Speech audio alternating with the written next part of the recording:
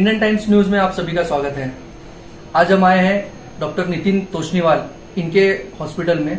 जैसे कि आपको पता है कि डॉक्टर साहब जो है पिछले लॉकडाउन से जो पहली लहर है उससे लोगों को जन जागृति का काम कर रहे हैं कि यहाँ पे जो कोरोना के जो पेशेंट्स हैं उनको कैसे बचना है, किस तरह से बचना है। पिछले लॉकडाउन में भी उनका काम बहुत ही बढ़िया था। तो इसी सिलसिले में हम अभी यहाँ इनसे बात इस टॉपिक पे करने वाले हैं कि जो डेल्टा प्लस जो भी नया रोग आया है, नया जो एक विषाणु जिसे कहते हैं कोरोना का, उसके बारे में उसके क्या सिम्टम्स हैं, उसके क्या क्या असरात हैं, कैसे बचना चाहिए, कैसे प्रिकॉशन लेना चाहिए, यही जानकारी हम आज डॉक्टर नितिन तोष्णीवाल इनसे लेंगे। तो सबसे पहले डॉक्टर साहब आपका स्वागत है हमारे चैनल में। तो आपको जैसे पता है, आपने जैसे इससे पहले भी कोरोना के पीरियड में बहुत सारा काम किया है। तो अभी जो तीसरी लहर जिसको कह रहे हैं डेल्टा प्लस, इसके बारे में हमारे दर्शकों को थोड़ा सा बताइए। देखिए, ये जो पहली लहर आई थी हमारे पास इंडिया में, तब हम उसको अल्फा वायरस कहते थे। जब दूसरी लहर आई बाद में, तो उसको हमने नाम रखा डेल्टा। और अब जो तीसरी लहर आएगी, जिसके लिए हम लोग डरे हुए, बहुत सा अपन चैनल्स पे भी देख रहे हैं हर अलग अलग जगह। महाराष्ट्र सरकार भी उसके लिए पहले से बहुत ज्यादा ऑर्गेनाइज करने का कोशिश कर रहे हैं कि कैसे इससे लड़े। तो ये तीसरी लहर के वायरस का नाम बहुत ज्यादा डेल्टा वायरस प्लस बोल के जो आ रहा है जी, ये उसी वायरस का नाम है। ये एक्चुअली फाइनली क्या है, ये तीनों वायरस हर टाइम जो वायरस अलग रूप लेके आता है उसको हम अलग अलग नाम दे रहे हैं। मतलब वायरस एक ही है, बस रूप उसका चेंज नहीं, वायरस में थोड़ी सी चेंजेस आ रहे हैं। जैसे पहले वायरस में आपने देखा होगा तो बहुत से लोग हमने बचाने की कोशिश करने के बाद बच गए। सेकंड, इसमें जब डेल्टा बोल के आया था उसमें अपन ने देखा कि मिडिल एज पर्सन्स अफेक्ट ज्यादा हुए, डेथ रेशो बढ़ गया। तो वायरस ने कुछ अलग स्टाइल से काम किया। उसको हम बोलते हैं कि उसने अपनी वास्तविकता जो पहले की थी वो बदल दी है। और उसकी वजह से उसका नाम पड़ गया डेल्टा। डेल्टा प्लस में क्या हो सकता है जी, ये हम जो सोच रहे हैं उसमें ये शायद अगस्त महीने में शुरू होगा। जहाँ तक मैं लास्ट टाइम भी मेरे को लग रहा था कि सेकंड वेव कब आएगी, तो शायद उसी टाइम जी, बिल्कुल। और ये थर्ड वेव शायद फर्स्ट वीक ऑफ अगस्त से शुरू हो सकती है। हालांकि अभी एक भी चीज भी है कि सेकंड वेव अभी भी चालू है, अभी भी पेशेंट चल रहे हैं जी, बिल्कुल। पर जब उसका जोर बढ़ जाता है तो उसको हम उसकी तीसरी लहर बोलेंगे जी, बिल्कुल। तो वो मोस्टली अगस्त महीने में आ सकती है। सर, अभी ये जो डेल्टा प्लस जो है, तो किस एज के लोगों के लिए ज्यादा? देखिए, इसका पैटर्न ऐसे है कि ओल्ड एज ने पहले लहर को ज्यादा पकड़ा, मिडिल एज को ज्यादा पकड़ा इस डेल्टा वायरस ने। डेल्टा प्लस ज्यादा इफेक्ट करेगा यंग एज को, पीडियाट्रिक एज ग्रुप। तो ये लग रहा है उसका पैटर्न ऐसे ही आएगा, ऐसा लग रहा है जहां तक हमारी सोच है, क्योंकि वो बिल्कुल वैसा ही पैटर्न है। और दूसरा, डेल्टा प्लस में ज्यादा लोग संक्रमित होंगे। ज्यादा लोग संक्रमित और सेकंड से ज्यादा डेल्टा प्लस में ज्यादा लोग संक्रमित होंगे। हालांकि ये बोलना मुश्किल है कि उसमें ऑक्सीजन और वेंटिलेटर पे जाने वाले का रेशो कितना रहेगा, क्योंकि शायद लोगों में जागृति होने से डेल्टा प्लस के लोग ये जो लोग हैं शायद जल्दी अगर डॉक्टर के पास पहुंचेंगे तो बहुत संख्या में बच सकते हैं। तो क्योंकि बाहर का रेशो यही बता रहा है और देशों का रेशो कि डेल्टा प्लस आया है, जोर से आया है, लोग ज्यादा इफेक्ट हो रहे हैं, पर बचने का रेशो डेफिनेटली उसमें ज्यादा है। पर हम लोग जो आईसीयू में काम करते हैं स्पेशली, हमारा रेशो ऐसे रूटीन पेशेंट्स का नहीं रहता है। हमारे पास आने वाले ज्यादातर पेशेंट ऑक्सीजन और वेंटिलेटर लगा के आते हैं। तो हमने देखा है कि ये पेशेंट एक सरीके रहते हैं। सिर्फ इस वक्त हमको ये डर है कि यंगर एज ग्रुप जो इस कम्युनिटी का सबसे इम्पोर्टेंट ग्रुप है, हर फैमिली के लिए जो इम्पोर्टेंट चीज रहती है, वो अफेक्ट होने वाली है। तो कहीं ना कहीं ये हमारे लिए एक बहुत बड़ा चैलेंज है कि अभी तक 2 चैलेंजेस हमने निभाए हैं, पर ये यंग लोगों का चैलेंज जिससे बहुत लोगों के सेंटिमेंट जुड़े हुए रहते हैं। और लोग सेंटिमेंट्स अपने इंडिया में वैसे भी ज्यादा है कि किसी तरह से भी हमारा आदमी बच जाए। तो इसकी कोशिश हम ज्यादा करेंगे। इसके लिए ज्यादा बेड्स की कोशिश हम कर रहे हैं जगह जगह। गवर्नमेंट ने इस टाइम बहुत अच्छा लीड लिया है इस चीजों में। पहले से वो शासन के ऑक्सीजन के प्लांट्स उनके भी बहुत अच्छी तरह से रेडी हैं। हम लोग भी ऑक्सीजन प्लांट्स खुद बनाने की कोशिश कर रहे हैं। पूरी तैयारी तो पूरी कर रहे हैं जी। तो इसके जैसे डॉक्टर साहब इसके सिम्टम्स यानी जो यंगर ग्रुप को अफेक्ट करेंगे, इसके सिम्टम्स क्या रहेंगे ताकि डॉक्टर जो लंग्स को ज्यादा से ज्यादा और अफेक्ट करे, लंग्स को ही मतलब सेम रहेगा, बुखार सर्दी खांसी रहेगी, बुखार सर्दी खांसी। एंड जैसे इस वायरस में भी हमने देखा है 3rd 4th डे, पहले वायरस में हम देख रहे थे 6-7 दिन 8 दिन के बाद इन्फेक्शन होता था।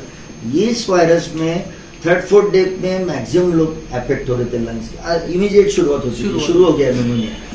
इस वेव में हमको ये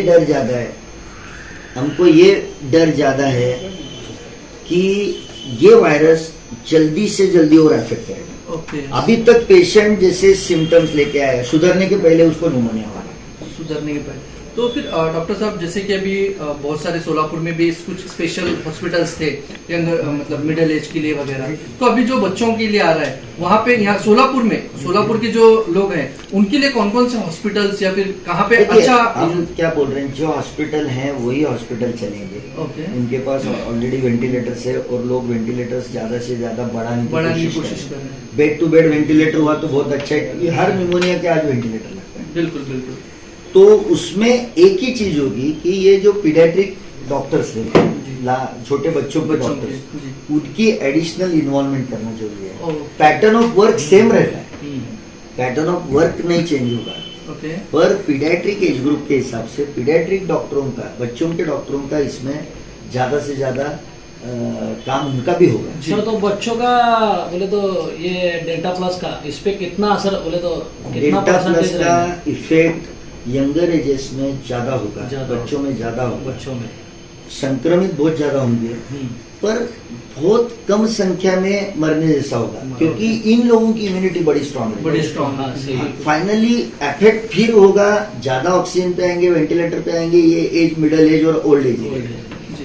और बच्चों का एक वो जो डर रहेगा, और कभी कभी वायरल लोड जब ज्यादा बढ़ जाता है, स्पेशली ऐसे सीवियर वायरस का लोड बॉडी में बढ़ना नहीं चाहिए। जैसे ही वायरस का लोड बढ़ेगा तो हमको इसका इन्फेक्शन ज्यादा तौर पे ज्यादा सीवियरिटी से आएगा। जी। तो इससे बचने के कुछ मतलब उपाय योजना में, यानी किस तरह से बच सकते हैं? जैसे अभी हम गर्दी नहीं कर रहे थे, सोशल डिस्टेंसिंग। मैं बोलता हूँ कि आज आप गर्दी करो ना करो, कहाँ फर्क पड़ा है। जब हम फर्स्ट वेव के बाद दूसरी वेव में गए थे, तब हमने 3-4 महीने बहुत बड़ी आराम से हम खेल रहे थे, हम कूद रहे थे, रात को हमारा बिजनेस चल रहा था, डे में चल रहा था। 4 महीने तक वायरस बहुत डिफिकल्ट है कि हम आज से गैदर कर रहे हैं तो इसमें डेल्टा प्लस बढ़ेगा, ये जरूरी नहीं। इसका मतलब कोविड का मैंने जहाँ तक देखा है, कोरोना वायरस अपने एक पर्टिकुलर टाइम पे आता ही है। मतलब ये हमारी थिंकिंग हो रही है, ओवर द टाइम हम चेंज हो रहे हैं। इसका मतलब ये नहीं है जब वो आता है किसी को अफेक्ट कर सकता है ना, जैसे आपको अफेक्ट किया, इनको अफेक्ट किया, किसी को भी अफेक्ट किया, तो वो अफेक्शन में क्या हो जाता है, वो आदमी किसी भीड़ भाड़ में गया तो उसका संक्रमण होता है। भीड़ भाड़ से संक्रमण नहीं होता है, किसी न किसी अफेक्टेड व्यक्ति से। इसलिए हम एक जनरल रूल कायम रखते हैं कि भाई भीड़ भाड़ में एक साथ मत रहो, पता नहीं कोई उसमें से कौन है, क्या है, किस इसमें से। ये और एक सर क्वेश्चन है, अभी जो सरकार जो डिसाइड कर रही है कि स्कूल खोलेंगे, अभी जो चल रहा है न्यूज चैनल पे हर जगह चल रहा है कि स्कूल को, अभी फिलहाल तो सरकारी स्कूल शायद खुले भी है कुछ, तो आप तो बता रहे थे कि बच्चों पे असर करेगा ये डेल्टा प्लस। तो सर अगर सरकार ये स्कूल का डिसीजन लेती है चालू का, तो सर बच्चों के लिए तो ये घातक होगा। बिल्कुल सही है। देखिए, कोरोना एक ऐसी बीमारी, इसने सबको जंबल कर रखा है। यहाँ पे बहुत सी चीजों के क्वेश्चन और आंसर्स आ जाते हैं, क्योंकि सरकार ने ये निर्णय लिया, सही गया सरकार से, सरकार ने कुछ निर्णय लेने गए और कोविड बढ़ गया, सरकार का निर्णय गलत है। ये थोड़ा बोलना अब मुश्किल होने लग गया, क्योंकि अभी हम आज 4 बजे तक ही अपना सब कुछ चल रहा है। हमको लग रहा है कि 4 के बाद भी अभी कुछ नहीं है, तो हमको आज भी लग रहा है कि सरकार कुछ गलत कर रही है। बहुत सी चीजें उनके लिए भी बड़ी डिफिकल्ट जा रही है। हम ये पर्टिकुलर चीज नहीं बोल सकते, जैसे ही उन चीजों का फैलाव बढ़ने लगता है तो हम अपने आप को उस टाइम अपन लंबा कर सकते हैं। नहीं तो ये भी जरूरी है ना कि डे टू डे लाइफस्टाइल नहीं बढ़ेगी तो लोग वैसे मर रहे, वैसे ही मर रहे हैं, वो अंदर से एक टाइप से मरना ही बोलेंगे। नहीं सर, आपकी राय क्या है? तो सर अभी जो है हम ये बोलेंगे इस मंथ एंड तक हम वेट करें, सबसे इम्पोर्टेंट। अभी आपने कहा कि अगस्त में अटैक करेगा, सोच रहे हैं ये अटैक करेगा। और ये डॉक्टरों से ये लोग बड़े टच में हैं, मैक्सिमम गवर्नमेंट के लोग बड़ी अच्छी तरह से IMA के थ्रू मीटिंग्स वगैरह लेते हैं, तो हमको लगता है कि उनको डे टू डे इंफॉर्मेशन चीजों की मिलती है। तो जैसे ये थोड़ा सा कहीं बढ़ने लग गया इस मंथ एंड तक वगैरह, तो आपने जो डिसीजन लिए हैं कि अपन ये करेंगे शुरू वगैरह, वो पीछे लेना पड़ेगा, फिर हम ऑनलाइन स्कूल्स में जाएंगे।